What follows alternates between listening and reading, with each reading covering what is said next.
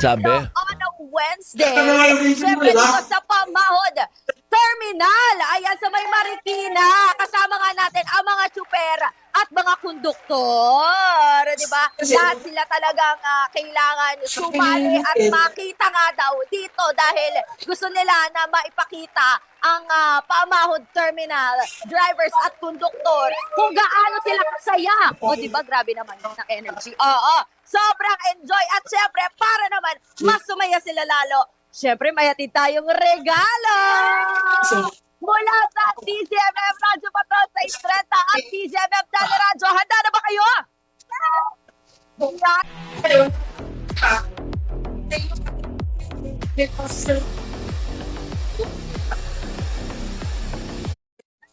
Na makakatanggap ng ating regalo.